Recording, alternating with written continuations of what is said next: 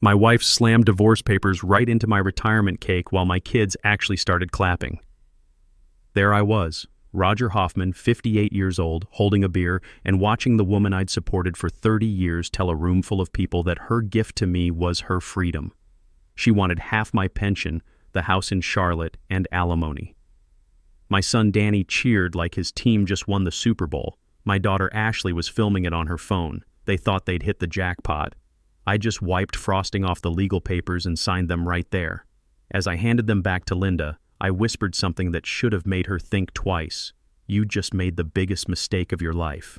6 months later, they were begging outside my fishing cabin, but the locks had already been changed. Let me tell you how I went from being the family ATM to teaching them what work actually looks like.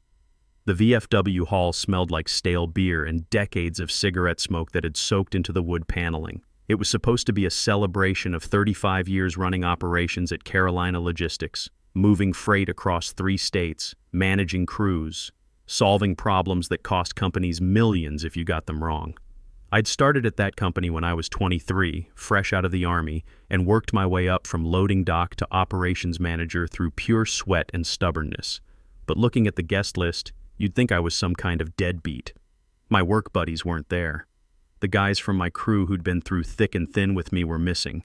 Instead, the room was packed with Linda's PTA cronies, Danny's drinking buddies from the failed contractor circuit, and Ashley's MLM team, who were probably live streaming my humiliation for their authentic life content. I should have seen it coming when Linda insisted on handling all the party planning. She said she wanted to honor my achievements and celebrate our new chapter. What she really wanted was an audience for my execution. I tapped the microphone, the feedback screeching through the room like nails on a chalkboard. Before I could say a word about hard work, loyalty, or what the company had meant to me, Linda stepped up beside me. She was wearing a red dress that probably cost more than what I made in my first month at Carolina Logistics, a dress I'd paid for with overtime hours fixing other people's shipping disasters. She grabbed the mic from my hand with a smile that was all teeth and no warmth, the kind of smile you see on politicians right before they stick the knife in. "Roger," she announced to the room, her voice echoing off the wood-paneled walls, "you've worked so hard to provide for us all these years.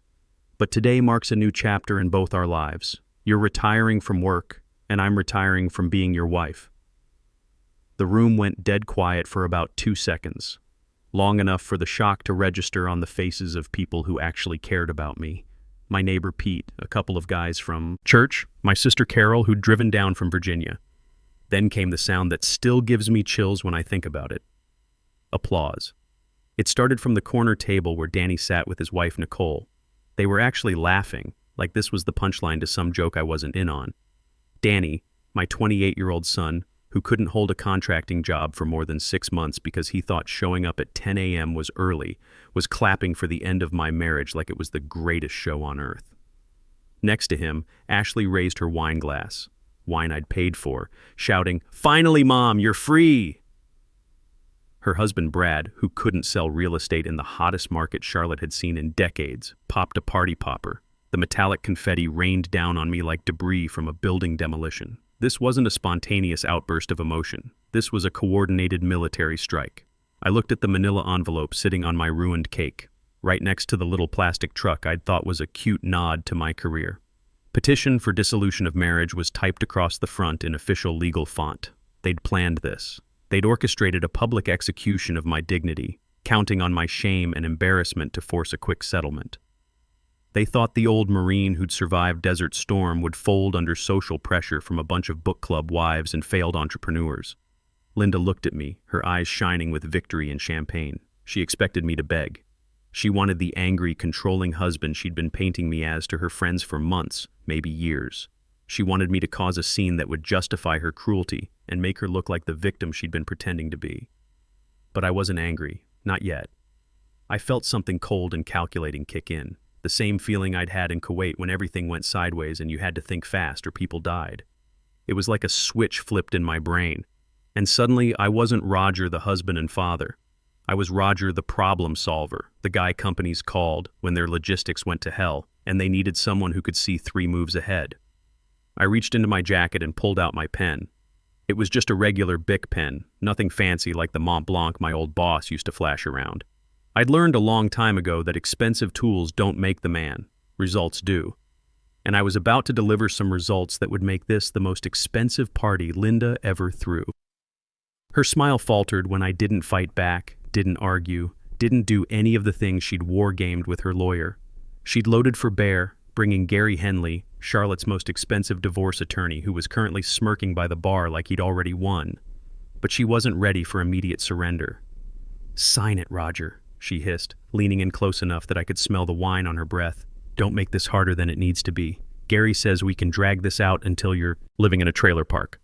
Or you can sign now and keep some dignity." Dignity. That was a rich word coming from a woman who'd just turned my retirement party into a circus. I looked past her at Danny. He was already on his phone, probably looking up boat prices or maybe that Harley he'd been wanting. He thought the bank of Dad was about to be cracked open like a piggy bank on Christmas morning. He had no idea the bank had a security system he'd never bothered to learn about. I signed my name with steady hands. Roger Eugene Hoffman. Same signature I'd used to approve million-dollar shipping contracts, authorize equipment purchases that kept 100 families employed, sign deployment papers in the Persian Gulf when I was young and stupid enough to think war was an adventure. As I finished the last letter, I looked Linda dead in the eye. Her triumph was starting to curdle into confusion because I wasn't acting like the beaten man she'd expected to see. "You have no idea what you just did, Linda," I said quietly, my voice barely audible over the chatter of her victory party.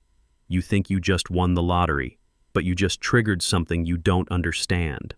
She laughed, but it was a nervous sound, like a car engine that won't quite turn over. "What are you talking about, you old fool? There's no prenup. I know exactly what we own. We own the house on Elm Street. We own the investment accounts. It's all marital property, and now half of it's mine." I capped my pen and slipped it back into my pocket. "Enjoy the party, Linda. You're paying for it." I started walking toward the double doors, ready to leave this toxic circus behind, but they weren't done with me yet.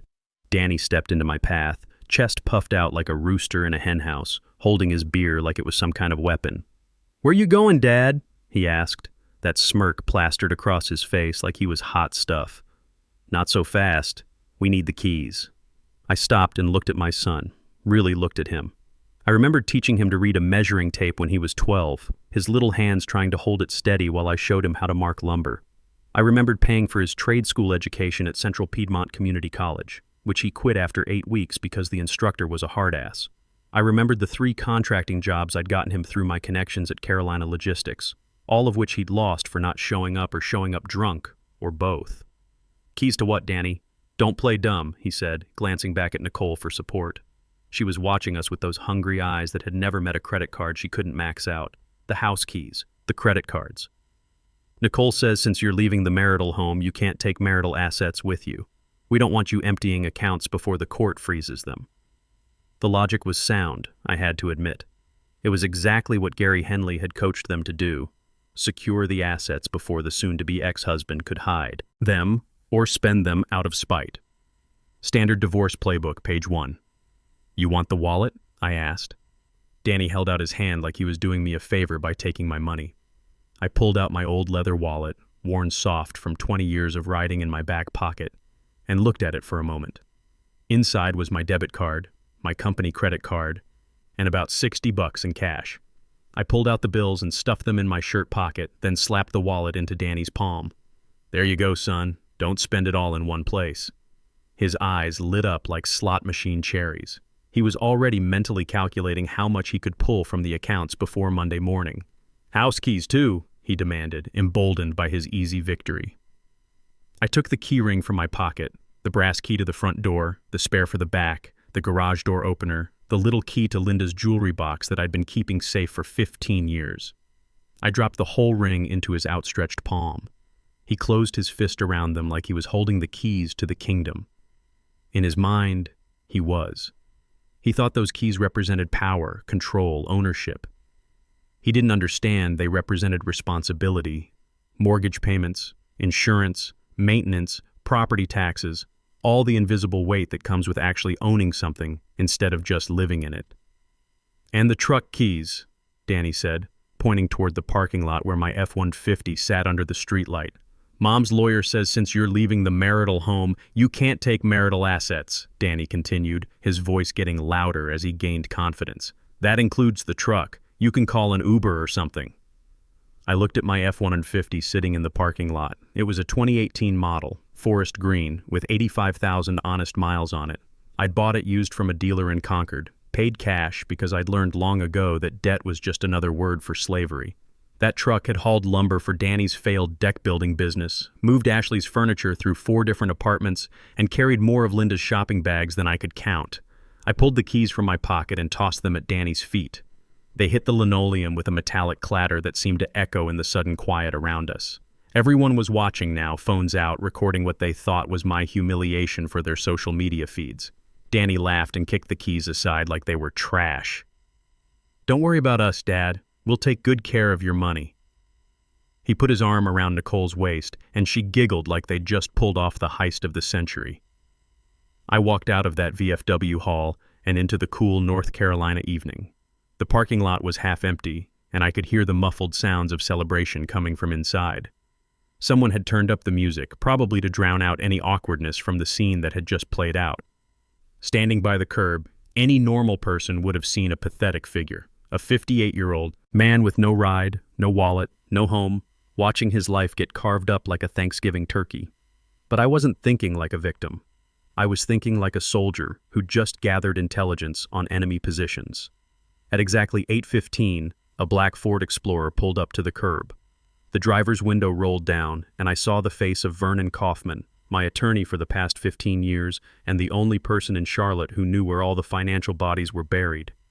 "Get in, Roger," Vernon said, unlocking the doors. "Did she do it?" I climbed into the passenger seat, feeling the leather upholstery and air conditioning wrap around me like a protective cocoon.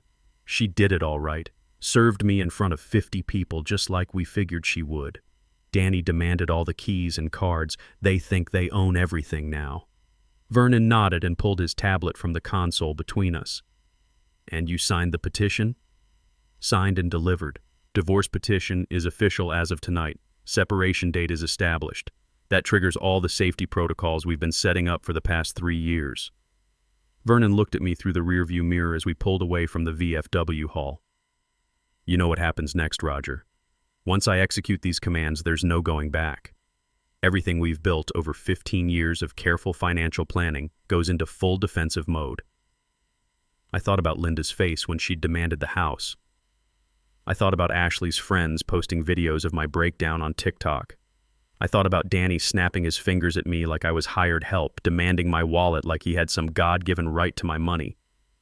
They'd spent the last 5 years treating me like a walking ATM with legs. Every family dinner had become a pitch session, Danny needing money for tools, Ashley needing help with rent, Linda needing cash for her latest MLM scheme or spa weekend with her book club friends. I'd been writing checks to keep the peace for so long, I'd forgotten what it felt like to say no. "Do it," I said, my voice steady as steel. "Execute protocol secure.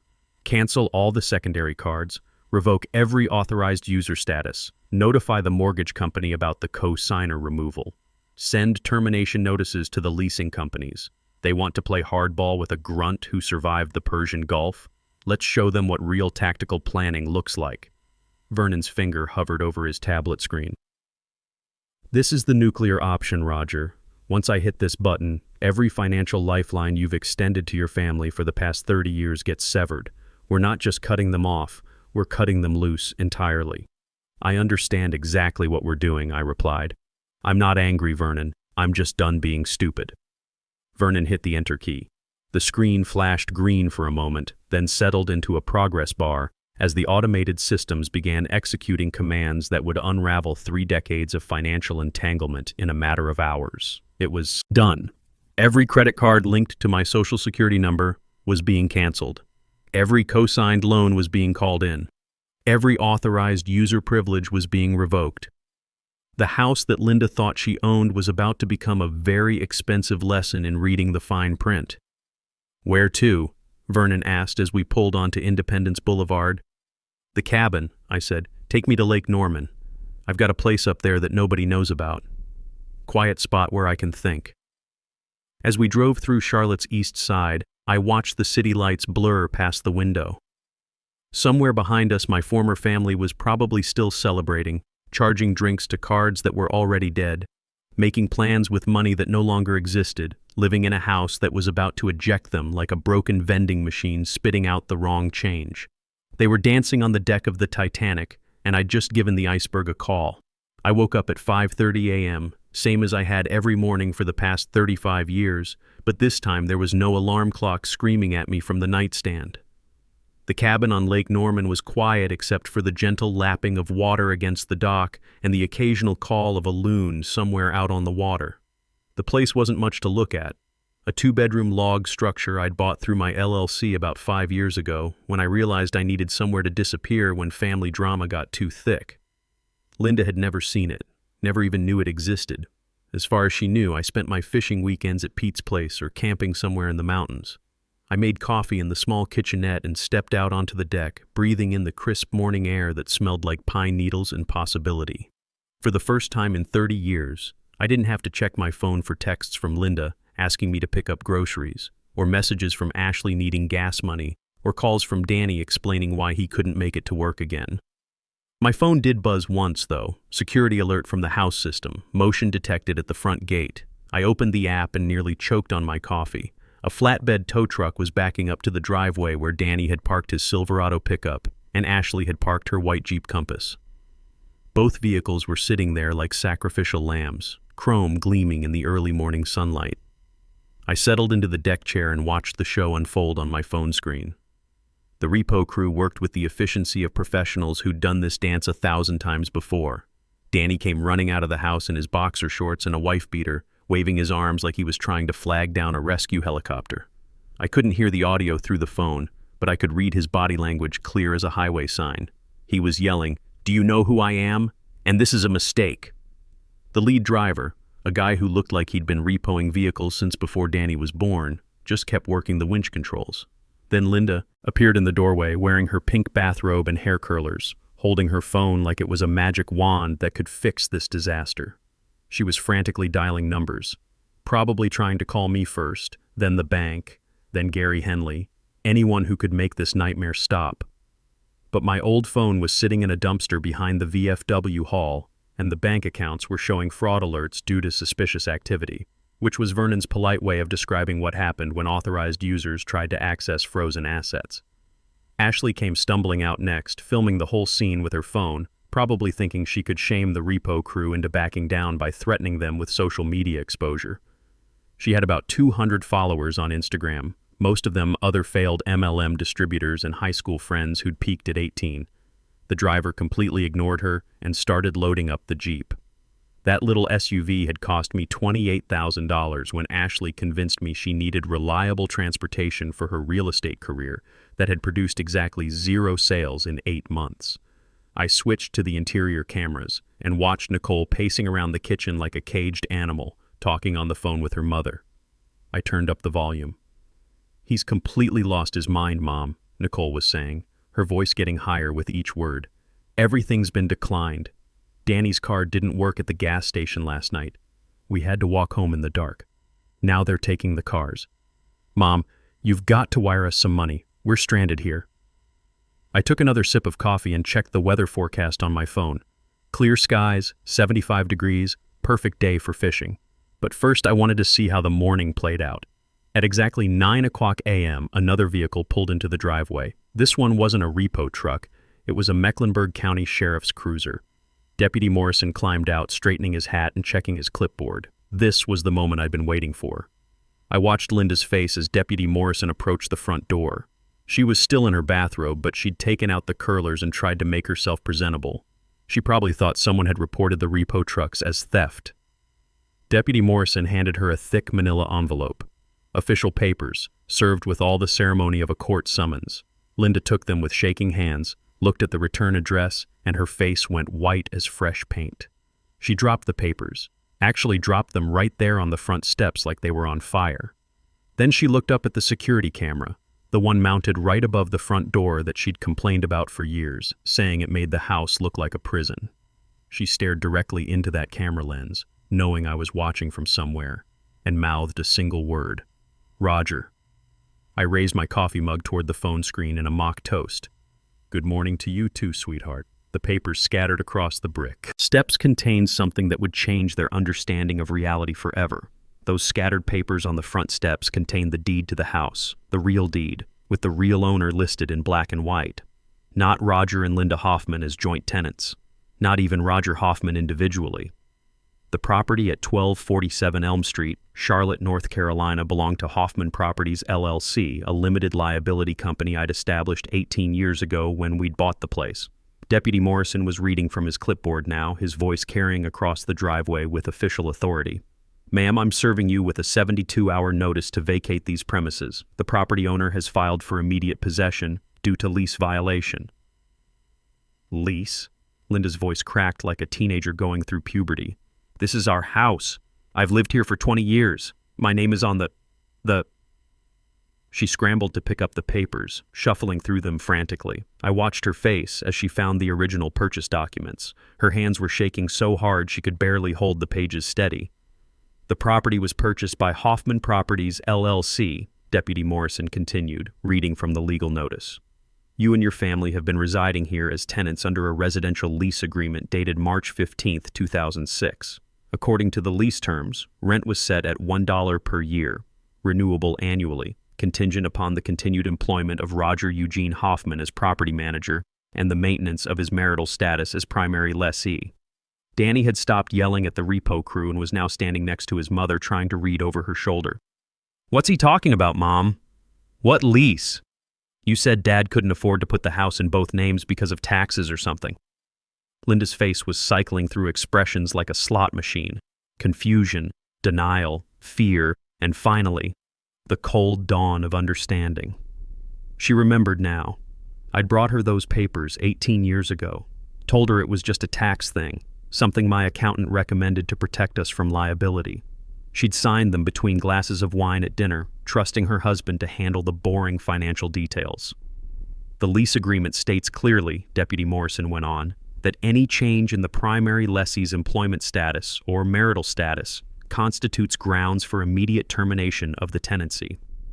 As of yesterday evening, Mr. Roger Hoffman filed for legal separation and submitted his retirement from Carolina Logistics. Both conditions void the lease agreement. Ashley stumbled out of the house, still in her pajamas, rubbing sleep from her eyes. What's going on? Why is there a cop here? And where are our cars? Nicole pointed at the empty driveway where the repo trucks had been. They took them, both of them, said we don't own them. Of course we own them, Ashley snapped.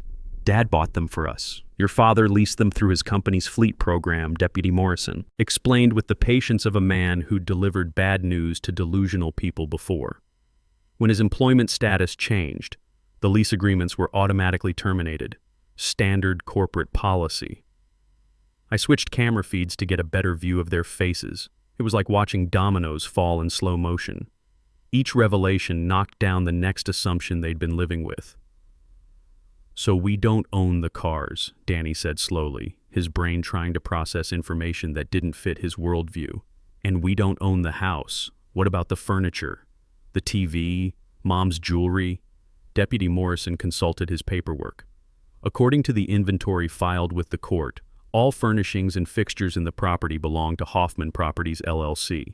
You're permitted to remove personal clothing, toiletries, and items you can prove you purchased independently. Everything else remains as company property. Linda finally found her voice, but it came out as a whisper.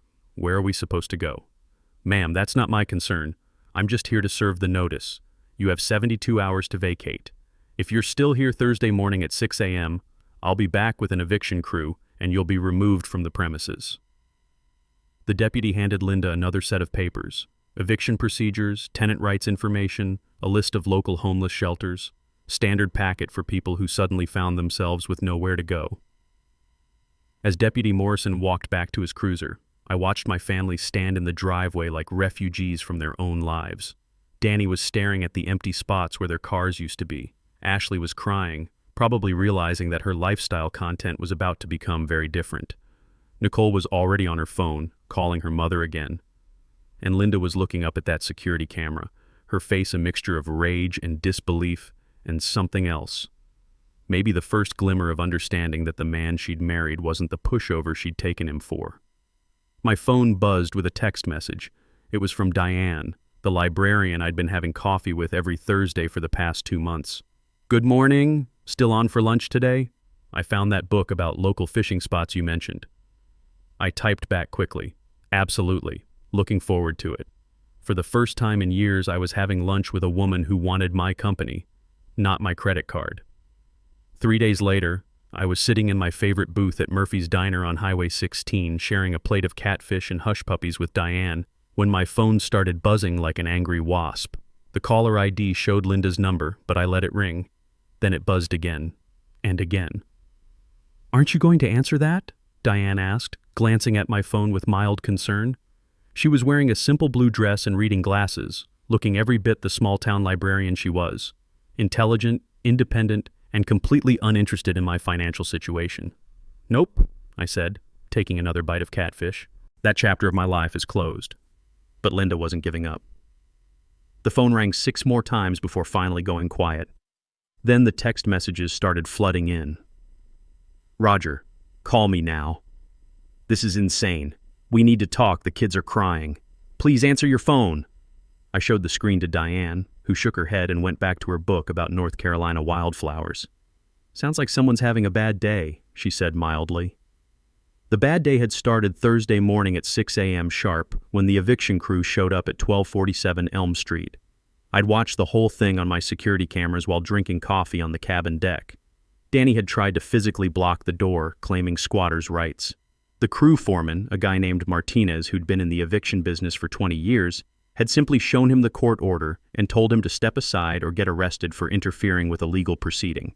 They'd packed everything they could prove was theirs into garbage bags and loaded it into Brad's Honda Civic, the only vehicle they had left that hadn't been repossessed. Watching Linda stuff her designer clothes into trash bags had been almost therapeutic. She'd spent $60,000 on her wardrobe over the past 5 years, and now it all fit in the back of a compact car. The house was empty by noon, clean as a whistle, ready for new tenants who would actually pay rent and appreciate what they had. My phone buzzed again, this time with a call from Danny. I let that one go to voicemail too. Then Ashley called, then Nicole, then Linda again, followed by Gary Henley, her lawyer, who probably wanted to discuss settlement options now that he realized there wasn't going to be a big payday. "You know," Diane said, looking up from her book, "you could always change your number." I could, I agreed, but I kind of enjoy watching them realize how deep this hole really is. She smiled at that. Diane understood the satisfaction of watching consequences catch up with people who'd avoided them for too long. She'd been a high school librarian for 25 years before retiring, and she'd seen plenty of entitled kids learn hard lessons about accountability. My phone buzzed with a voicemail notification. Against my better judgment, I played it on speaker. "Dad, it's Danny. Look, I know you're mad, but this has gone too far. Mom's having some kind of breakdown. Ashley's staying in a homeless shelter because Brad kicked her out. We're all crammed into Nicole's mom's 1-bedroom apartment, and it's really bad, Dad. We get it, okay? We were wrong. We shouldn't have done that to you at the party, but you've made your point. Can we please just talk?" His voice cracked on the last word, and for a moment, I almost felt sorry for him. Almost. Then I remembered 28 years of enabling his laziness, paying his bills, cleaning up his messes, and watching him show no gratitude for any of it. Diane was watching my face carefully. "That your son? One of them. The contractor who can't contract. Sounds like he's learning some lessons." "About time," I said. "He's almost 30 years old. Most people figure out how to be adults before they hit the big 3-0. The next voicemail was from Ashley, and her message was very different from Danny's. Where he sounded defeated, she sounded angry. "Dad, this is ridiculous. You can't just throw your family out on the street because Mom hurt your feelings. I've got friends from high school posting pictures of me coming out of the mission shelter. This is humiliating, and it's not fair. We didn't know about all those legal papers and LLC whatever. You tricked us. You made us think we owned things when we didn't. That's fraud, Dad. Gary says we might be able to sue you for emotional distress." I looked at Diane and shook my head. And there's the entitlement talking. She's homeless and she's threatening to sue me. "Some people never learn," Diane said. "They just get angrier when reality doesn't match their expectations." The third voicemail was the most interesting one. It was from Linda, and she sounded different than I'd heard her in years. quiet, thoughtful, maybe even humble. Roger, I know you probably don't want to hear from me, but I need to say something. I've been thinking about what happened, really thinking, and I owe you an apology. Roger, I know you probably don't want to hear from me, but I need to say something. I've been thinking about what happened, really thinking, and I owe you an apology. Not because Gary told me to say this, not because I want something, but because it's true. I was wrong. We were all wrong. The way we treated you at that party was cruel, and I'm ashamed of myself. I don't know how we got to this place where we thought it was okay to humiliate you like that, but we did. And I'm sorry. Her voice was different, smaller somehow, like the fight had gone out of her. I could hear traffic in the background, probably calling from a payphone outside some discount motel where they were staying. I know you're angry, the voicemail continued. You have every right to be angry. But Roger, we're your family. We made a terrible mistake, but we're still your family. Danny's been walking around Charlotte looking for work, any work, and nobody will hire him because he doesn't have transportation. Ashley's not handling this well. She had to delete all her social media because people were making fun of her situation. And I got a job at the Walmart on Independence Boulevard. Third shift, stocking shelves. I know that probably makes you happy, seeing me do manual labor, but I'm trying, Roger. I'm really trying to understand what you've been telling us all these years about work and responsibility. I looked at Diane, who was pretending to read her book, but obviously listening to every word. The thing is, Linda's voice went on, I think I know what you're doing. You're teaching us a lesson. You want us to appreciate what we had, to understand how hard you worked to give us that life. And maybe we needed to learn that lesson. But we've learned it now, Roger. We understand. Please call me back. We need to figure out how to fix this. The message ended, and the diner was quiet except for the sound of the air conditioning and the cook flipping burgers on the grill behind the counter. That sounded sincere, Diane said carefully. Linda's always been good at sounding sincere when she wants something, I replied. The question is whether she means it this time or if this is just another manipulation. My phone buzzed again, but this time it was a text message from Vernon Kaufman. Need to see you ASAP. Something's happened. Can you meet me at the office? I paid the check and walked Diane to her car, a sensible Toyota Camry that she'd bought used and maintained herself. She was everything Linda wasn't. Self-sufficient, practical, content with what she had. I enjoyed lunch, she said, giving me a quick hug. Whatever's going on with your family situation, just remember that you can't save people from their own choices. Wise words from a wise woman, I said. I'll call you later. Vernon's law office was in a converted Victorian house near downtown Charlotte, all dark wood and leather-bound books that made it look like the kind of place where serious business got done. I found him in his conference room, surrounded by file folders, and looking like he'd been up all night. We've got a problem, he said without preamble. Danny tried to break into the Carolina Logistics warehouse last night. I felt something cold settle in my stomach. What do you mean, tried to break into? Security cameras caught him around 2 a.m. prying open a service door on the north side of the building. He got inside and was loading boxes into a stolen shopping cart when security showed up. They arrested him for breaking and entering, attempted theft, and trespassing on commercial property. Vernon slid a police report across the table. I read it twice, trying to process what I was seeing. My son, my own flesh and blood, had tried to steal from the company that had fed our family for 35 years. What was he taking? Electronics mostly. iPads, laptops, some expensive GPS units. About $15,000 worth of merchandise. He told the arresting officer that the stuff belonged to him because his dad used to work there. I leaned back in my chair and stared at the ceiling. This was worse than I'd expected. I'd cut off their money, taken away their lifestyle, made them face reality, but I hadn't expected Danny to turn into an actual criminal. Where is he now? County lockup? Bond hearing is scheduled for tomorrow morning. The prosecutor is pushing for felony charges because of the value of the merchandise. If convicted, he's looking at 2 to 5 years in state prison. My phone rang. Linda again. This time I answered it. Roger! Her voice was frantic, desperate. Oh, thank God you answered. They arrested Danny. He's in jail and they're saying he might go to prison for years. You have to help him. You have connections at that company. You can make this go away. Linda, I said quietly. Danny broke into a warehouse and tried to steal $15,000 worth of equipment. I can't make that go away. But it's your company. You worked there for 35 years. They'll listen to you. It's not my company, Linda. I retired, remember? And even if it was, theft is theft. Danny's a grown man who made a grown man's decision. Now he gets to face grown man's consequences. There was silence on the other end, then the sound of sobbing. "Please," she whispered. "He's our son. He made a mistake, but he's still our son. Don't let him go to prison. I'm begging you, Roger. I'll do anything. We'll all do anything. Just help him." I looked at Vernon, who was watching my face carefully. He'd been handling legal matters for working families long enough to know that this was the moment when everything either came together or fell completely apart.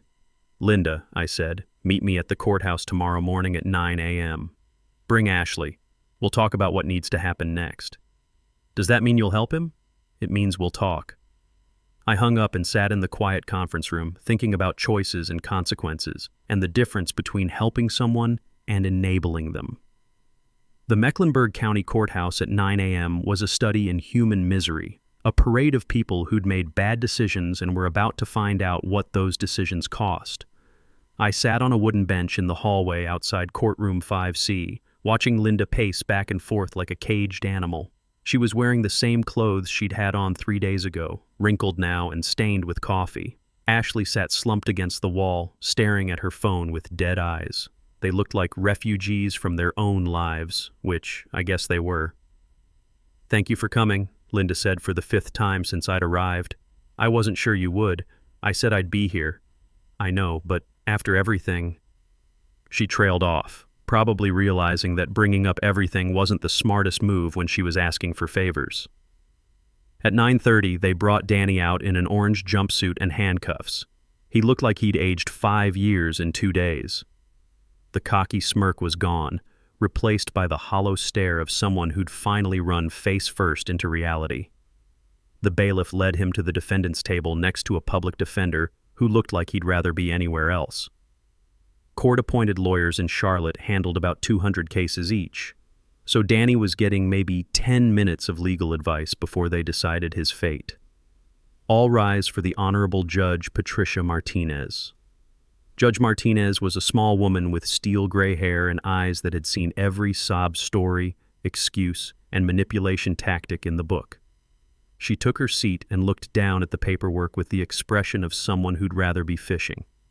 Case number 2024, CR 8847, State of North Carolina versus Daniel Edward Hoffman. Charges of breaking and entering, attempted theft, and criminal trespass. How does the defendant plead? Danny's lawyer stood up. "Your Honor, my client pleads not guilty by reason of temporary emotional distress. Mr. Hoffman recently experienced severe family trauma, including homelessness and financial ruin, which led to impaired judgment." I almost laughed out loud. Even now, even sitting in jail clothes in front of a judge, Danny was trying to play the victim card. Judge Martinez looked over her reading glasses at the police report. "Mr. Hoffman, according to this document, you broke into Carolina Logistics at approximately 2 a.m. and attempted to steal $15,000 worth of electronic equipment. Is that accurate?" Danny stood up slowly. "Yes, ma'am, but there were circumstances." "I'm not asking about circumstances, Mr. Hoffman. I'm asking if you broke into a building and tried to steal things that didn't belong to you." "Yes, ma'am. Then you're guilty. The question is whether you're going to accept responsibility for your actions or waste this court's time with excuses." Linda jumped up from the gallery. "Your Honor, if I may—" "Ma'am, sit down and be quiet or you'll be removed from my courtroom." Linda sat down like she'd been slapped. The prosecutor, a young woman who looked fresh out of law school, stood up with her file. "Your Honor, the state requests remand without bail. This defendant has no permanent address, no employment history, and represents a flight risk. Given the value of the attempted theft, we're seeking felony charges with a recommended sentence of 3 to 5 years in state prison. 3 to 5 years. I watched Ashley start crying silently. Linda was gripping the bench so hard her knuckles were white. Judge Martinez looked at Danny. "Mr. Hoffman, do you have anything to say before I make my decision?" Danny cleared his throat. "Your Honor, I made a terrible mistake. I was desperate and scared, and I thought maybe if I could get some money together, I could get my life back on track. I know it was wrong. I know there's no excuse. But I'm not a career criminal. I've never been arrested before. This was the worst night of my life, and I made the worst decision of my life. For the first time since this whole mess started, Danny sounded genuine. Not entitled, not angry, just broken and sorry. Judge Martinez studied him for a long moment. Mr. Hoffman, I've been doing this job for 15 years, and I can usually tell the difference between someone who's sorry they got caught and someone who's actually sorry for what they did. You sound like you might be in the second category. I am, Your Honor, I really am. That being said, she continued, breaking into a business and attempting to steal $15,000 worth of merchandise is a serious crime that carries serious consequences. The law exists to protect business owners from exactly this kind of behavior. She looked down at her paperwork again. However, I'm willing to consider alternative sentencing if certain conditions can be met. Mr. Hoffman, do you have family here today? Yes, Your Honor. My mother and sister. Judge Martinez looked out at the gallery. And would any family members be willing to take responsibility for ensuring Mr. Hoffman's compliance with court orders? Linda stood up immediately. Yes, Your Honor. Absolutely. Ma'am, I need to be very clear about what that means. If Mr. Hoffman violates any conditions of his release, you could be held financially responsible for damages and court costs. Are you prepared for that responsibility? Linda's face went pale. She didn't have any money to be responsible for. She was living in a motel and working night shift at Walmart. Judge Martinez waited. The courtroom was dead silent except for the hum of fluorescent lights and the distant sound of traffic outside. That's when I stood up. Your Honor, I'm Roger Hoffman, Daniel's father. I'm prepared to take responsibility for my son's compliance with any court orders you might impose. Every head in the courtroom turned to look at me. Linda's face was a mixture of relief and confusion. Ashley stopped crying. Danny was staring at me like I was a ghost. Judge Martinez studied me carefully. Mr. Hoffman, are you employed? I'm recently retired from Carolina Logistics, where I worked for 35 years as operations manager. The same company your son attempted to burglarize? Yes, Your Honor. The judge leaned back in her chair. This was getting interesting. Mr. Hoffman, Judge Martinez said, leaning forward with obvious interest. This is highly unusual. Your son broke into your former workplace and attempted to steal company property. Most fathers would be washing their hands of this situation, not volunteering to take responsibility. I stood straighter, feeling the weight of 30 years of military discipline in my spine. Your Honor, I understand how this looks, but Daniel is still my son, regardless of his poor choices. I believe in accountability, but I also believe in redemption. Are you prepared to make financial restitution for any damages? Yes, Your Honor. And you understand that if your son violates any terms of his release, you could face financial penalties and he could be immediately remanded to state prison? I understand completely. Judge Martinez looked at the prosecutor. Ms. Rodriguez, what's the state's position on alternative sentencing in this case? The young prosecutor stood up, shuffling through her papers. Your Honor, while we appreciate Mr. Hoffman's willingness to take responsibility, this was still a serious crime. We can't simply ignore felony-level theft because the defendant's father is willing to vouch for him. I'm not suggesting we ignore anything, Judge Martinez replied. I'm asking if the state would consider a plea agreement that includes restitution, community service, and supervised probation in lieu of incarceration. Behind me, I could hear Linda's sharp intake of breath. This was more than she dared to hope for. Danny's public defender looked like Christmas had come early. Your Honor, my client would be very interested in discussing such an arrangement. Judge Martinez turned back to me. Mr. Hoffman, before I consider any alternative sentencing, I need to understand something. Why are you here? According to the background information provided by the prosecutor, you recently divorced your wife and removed your family from your residence. It would appear that you and your son are estranged. The courtroom was dead silent. Even the bailiff was listening intently. Your Honor, my family and I have had our differences. They made some poor decisions regarding our relationship, and I responded by enforcing boundaries I should have set years ago. But watching my son sitting in that orange jumpsuit has clarified something for me. And what's that? The difference between teaching a lesson and destroying a life. I wanted Daniel to learn the value of work, the importance of responsibility, the reality of consequences. I didn't want him to become a career criminal. Judge Martinez nodded slowly. Mr. Hoffman, if I were to consider alternative sentencing, what assurances could you provide that your son would comply with court orders? I'd been thinking about this since Vernon called me yesterday, running through scenarios and contingencies the way I used to plan freight routes across 3 states. Your Honor, I'm prepared to offer Daniel employment at my property management company. Entry-level position, minimum wage, but steady work with the opportunity for advancement based on performance. I'll personally supervise his work and report monthly to the court on his progress. Danny's head snapped up. He was staring at me like I was speaking a foreign language. Furthermore, I continued, I'll provide suitable housing during his probationary period, and I'll ensure he completes any community service or restitution requirements the court deems appropriate. You're offering your son a job after he tried to steal from your former employer? Yes, Your Honor, but not because I'm enabling his behavior. Because I believe that stable employment and supervision are better deterrents to future crime than prison time for someone with no prior record. The prosecutor was frowning. Your Honor, with all due respect to Mr. Hoffman, this sounds like the defendant is being rewarded for his criminal behavior. I turned to address her directly. Counselor, with respect, minimum wage labor under close supervision is not a reward. It's a chance for my son to prove he can function as a productive member of society. If he fails, if he violates any terms of his probation, then prison is still an option. Judge Martinez was quiet for a long moment, studying the papers in front of her. Mr. Daniel Hoffman, stand up. Danny rose unsteadily to his feet. Young man, I'm going to give you a choice. You can accept the plea agreement your father is proposing, which includes 18 months supervised probation, 200 hours of community service, full restitution to Carolina Logistics, and employment under your father's supervision. Or you can take your chances with a jury trial and face 3-5 years in state prison if convicted.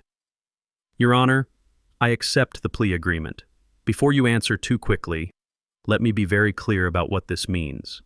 You'll be working minimum wage jobs under your father's direct supervision. You'll have a probation officer checking on you monthly. You'll be required to complete community service on weekends. You'll have zero tolerance for any violations. No drinking, no drugs, no missed work days, no attitude problems. One screw-up and you'll finish this sentence behind bars. Do you understand? Danny's voice was barely a whisper. Yes, Your Honor. And Mr. Roger Hoffman, if your son violates any terms of this agreement, you'll be financially responsible for court costs, restitution, and any damages incurred. Are you prepared for that level of responsibility? Yes, Your Honor. Judge Martinez signed several documents and handed them to the bailiff. Very well. Mr. Daniel Hoffman, you're hereby sentenced to 18 months supervised probation under the direct supervision of your father, Roger Hoffman. You will report to the probation office every first Monday of the month. You will complete 200 hours of community service with the Charlotte Parks Department. You will make full restitution to Carolina Logistics in the amount of $2,847 for damaged property and security costs. She looked directly at Danny. Mr. Hoffman, your father just saved you from spending the next several years in prison. I suggest you don't waste this opportunity. The bailiff unlocked Danny's handcuffs. For the first time in 3 days, my son was a free man. Linda was crying again, but these were different tears. 6 months later, I was sitting on the deck of my cabin at Lake Norman, watching the sun set over the water and listening to the gentle hum of a well-tuned outboard motor. Danny was coming in from his evening fishing run, the small aluminum boat cutting a clean wake across the lake's surface. He'd been living in the cabin's guest room since his release, working 40 hours a week for Hoffman Properties and spending his weekends completing community service at Freedom Park. The transformation hadn't been instant or easy. The first month, he'd complained about everything: the early hours, the physical labor, the fact that his old drinking buddies wouldn't return his calls. But somewhere around week 6, something had shifted. Maybe it was when his first paycheck cleared and he realized he'd earned every dollar through sweat. Maybe it was when Mrs. Patterson, the elderly tenant in one of my rental properties, thanked him for fixing her front steps and told him he was a good young man. Or maybe it was the night he'd broken down crying in the cabin kitchen, admitting that he'd felt worthless for so long that stealing had seemed like the only way to prove he could accomplish something, even if it was wrong. Any luck out there? I called as he tied off the boat. At the dock. 3 bass and a catfish, he replied, holding up the string. Thought we might have fish for dinner if that's okay with you. Sounds perfect. Your mom and Ashley are coming by around 7. Danny nodded and headed up to the cabin to clean the fish. 6 months ago, the idea of him preparing his own food would have been laughable. Linda had babied him so much that I wasn't sure he even knew where we kept the can opener. Now he could fillet a fish, change a tire, unclog a drain, and handle a dozen other basic life skills that should have been second nature by age 30. Linda's transformation had been even more dramatic. She'd kept the job at Walmart, working her way up to department supervisor after proving she could show up on time and follow directions. The woman who used to spend $500 on a single dress now clipped coupons and bought generic brands, and she seemed genuinely proud of her ability to stretch a paycheck. She'd moved into a small 2-bedroom apartment near the store, furnished with items from thrift shops and yard sales. Ashley was living with her while she finished her real estate courses, the ones she'd started and abandoned 3 times before, but was now completing with the determination of someone who'd learned that backup plans weren't optional. The irony wasn't lost on me that it had taken losing everything for them to find themselves. At 7:15, I heard Linda's Honda Civic pull into the gravel driveway. She was driving a 2008 model with 140,000 miles that she'd bought from a coworker for $3,500 cash. No payments, no co-signers, no one to blame if it broke down except herself. "Evening, Roger," she said as she came up the deck stairs. She was wearing jeans and a Walmart polo shirt, her hair pulled back in a simple ponytail. She looked younger somehow, like the stress of maintaining appearances had been aging her faster than time itself. Ashley followed behind her, carrying a covered dish. "I brought potato salad," she announced. "Made it myself from a recipe I found online." "Look at you cooking," I said with genuine surprise. "What's next, changing your own oil?" "Actually, Danny's been teaching me basic car maintenance. Did you know you're supposed to check your tire pressure monthly?" We sat on the deck eating fresh fish and homemade potato salad as the last light faded from the sky. For the first time in years, conversation flowed naturally without anyone asking for money or complaining about their problems. Danny talked about his plans to get his contractor's license. Ashley had her first real estate showing scheduled for next week. Linda mentioned that her supervisor had hinted at a promotion to assistant manager. They were becoming real people instead of the entitled caricatures they'd turned themselves into. Around 9 p.m., as Linda and Ashley were getting ready to leave, Linda pulled me aside. "Roger, I need to say something I should have said months ago." "Thank you." "For what?" "For not letting Danny go to prison. For giving us all a chance to figure out who we really are instead of who we thought we were supposed to be. For loving us enough to let us fall down so we could learn to stand up." I looked at this woman I'd been married to for 30 years, who I'd divorced in anger and frustration, who I'd stripped of everything she thought she owned. She was different now. Humbler, but stronger too. "Linda, I need you to know something. What I did to you all wasn't just about teaching lessons. I was angry. I was hurt. And maybe I went further than I needed to." "No," she said firmly. "You went exactly as far as we forced you to go. We pushed until you pushed back, and it turns out we needed the push." After they left, Danny and I sat on the deck, drinking sweet tea and listening to the loons call across the dark water. "Dad," he said eventually. "Yeah? I know I never said this before, but I'm proud of you." "Proud of me? For what?" "For not giving up on us. For not making it easy. For being tough enough to do what needed doing even when it hurt." He paused, staring out at the water. "I used to think you were just being mean, cutting us off like that. Now I realize you were being a father." I reached over and clapped him on the shoulder. "You're going to be okay, Danny. You all are." And for the first time in years, I actually believed it. The bays were jumping out on the lake, sending ripples across the mirror-smooth surface. Tomorrow was Monday, which meant another week of work for all of us. But tonight, sitting on the deck with my son, watching the stars come out over the water, I felt something I hadn't felt in 3 decades of marriage. Peace.